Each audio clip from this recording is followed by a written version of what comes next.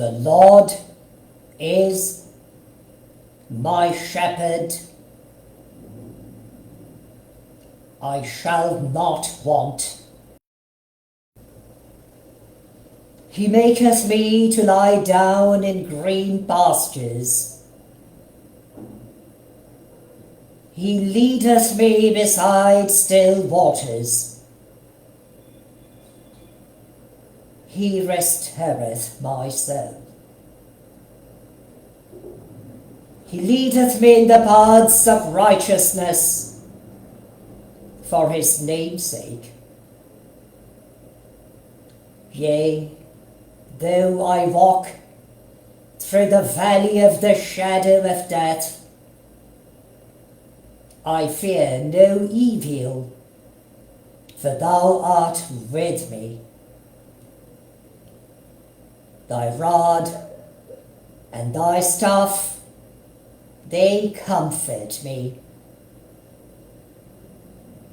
Thou preparest a table before mine enemies. Thou anointest my head with oil. My cup runneth over. Surely goodness and mercy shall follow me all the days of my life,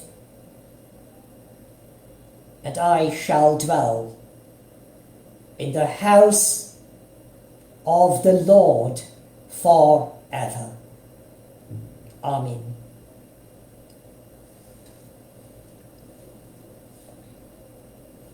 This very night, the very first night of Chanukah, or as some people like to call it, HANUKAH, would have been a great and joyful night for those of us who believe in miracles,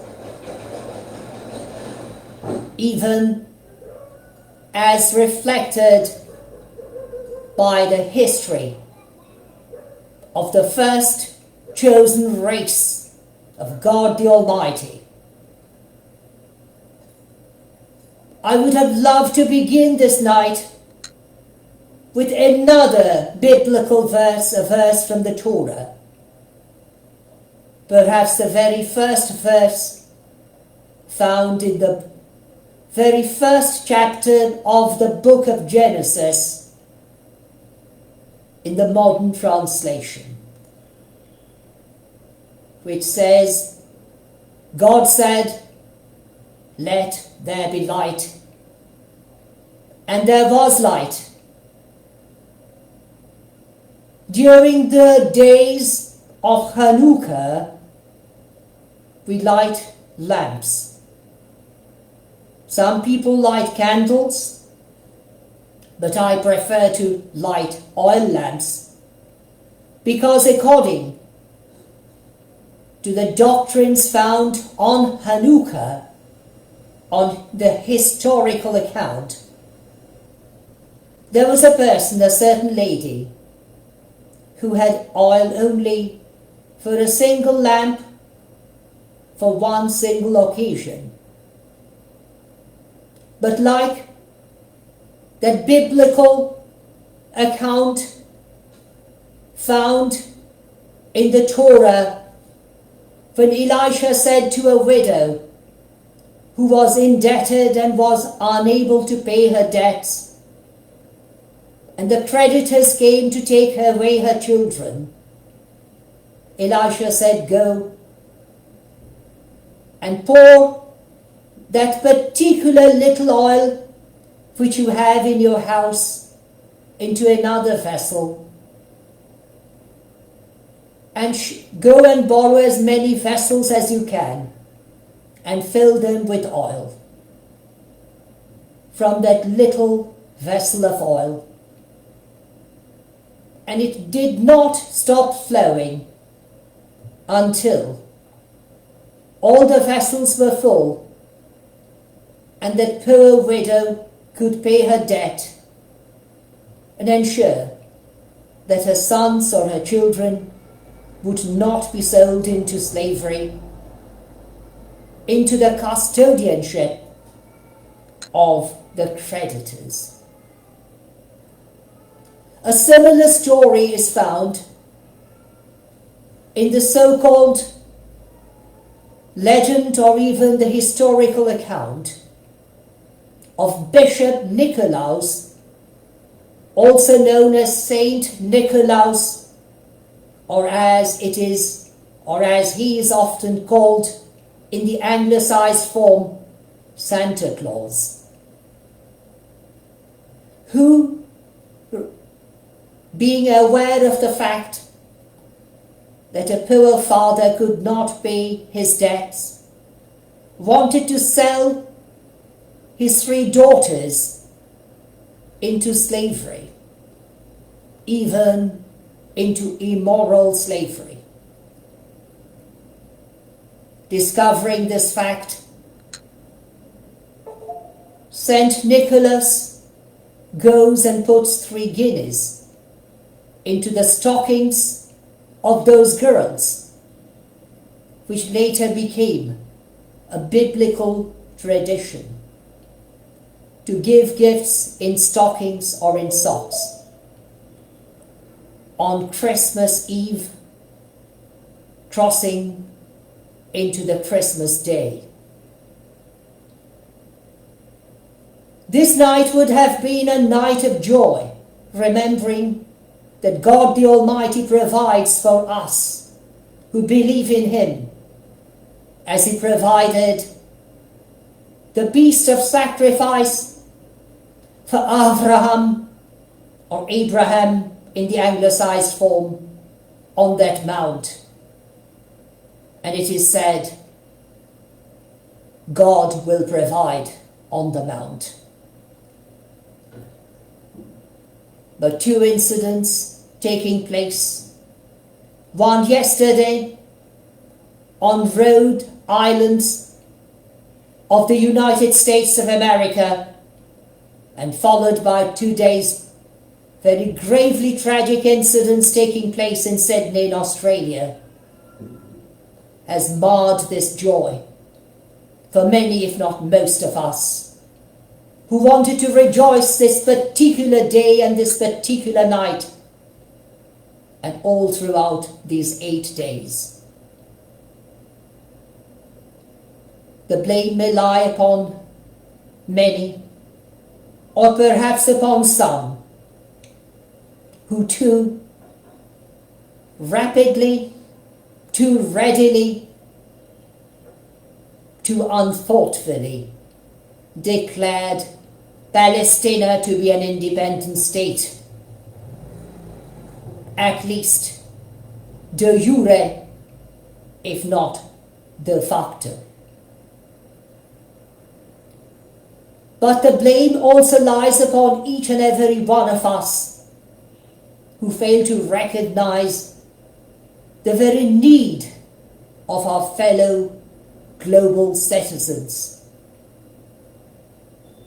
whose needs we often overlook. We fear that we, trying to help them, may invite problems upon our own selves, forgetting that they are our fellow global citizens, our fellow men and women. And many of the others who are babies or children could also be our babies or children. Education most decisively plays a very important role. But it would most certainly be a grave error to conclude that that education begins at schools and continues throughout colleges and universities.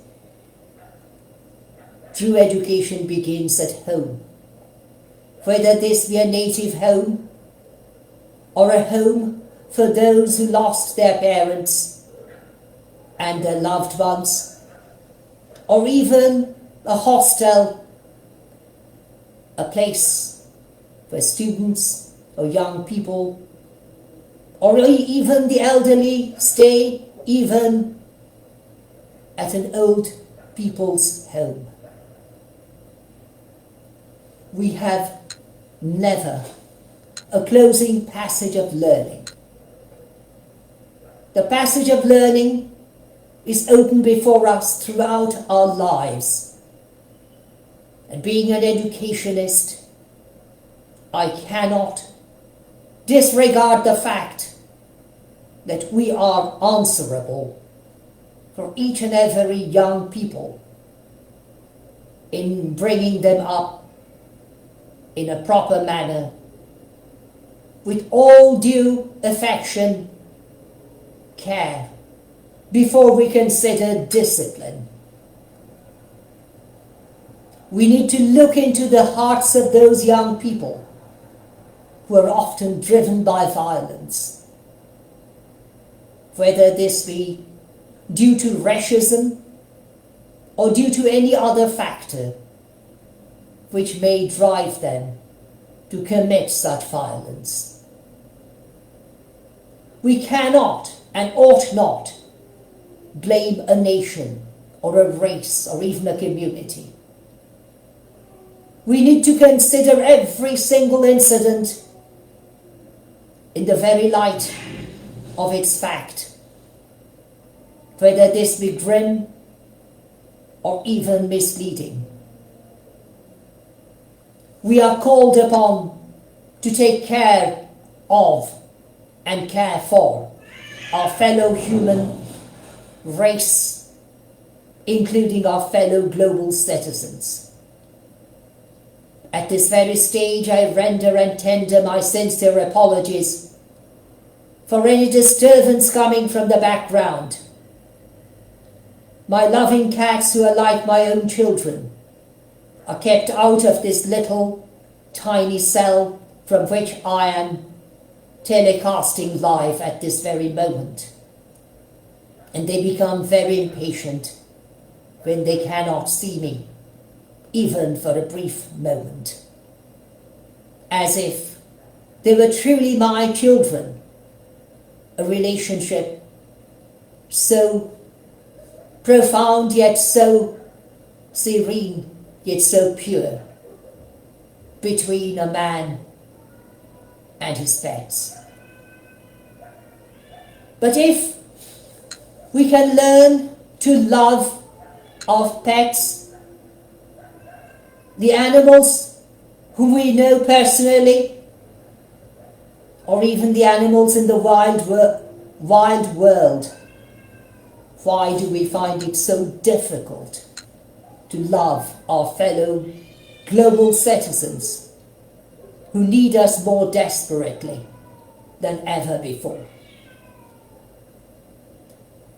We should try to ensure that they receive proper lessons while showing them the needful patience. As an educationist, I understand this fact more vividly, more acceptably, if I may use the expression, in speech marks or in inverted commas, because this fact remains both inevitable, even undeniable.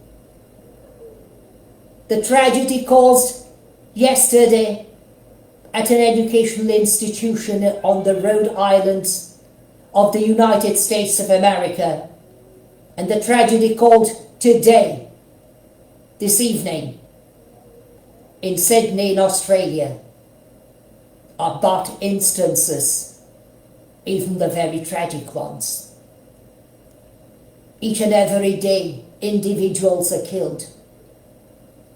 As I said very recently on another live telecasting, according to statistic, every 10 minutes, a woman or a girl is killed somewhere in the world.